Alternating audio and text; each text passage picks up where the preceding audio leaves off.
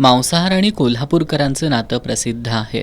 अपवाद वगळता सर्व कोल्हापूरकर मांसाहार प्रेमी म्हणूनच ओळखले जातात. आषाढ महिना संपल्यानंतर शुक्रवारी 25 जुलैपासून श्रावण मास सुरू होतोय.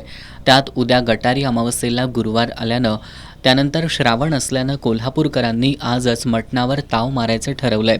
त्यामुळे आज कोल्हापूरकरांची पावलं वळली ती मटण मार्केटकडं.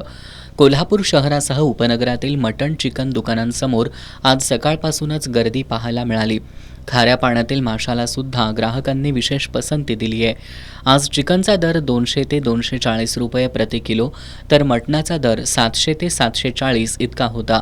तर कोळंबी 500 ते 600, पापलेट 1200 रुपये, सुरमई 700 ते 800 रुपये, बोंबील 400 रुपये, बांगडा 260 रुपये, मांदेली 240 रुपये प्रति किलो दरानं विकली जात होती.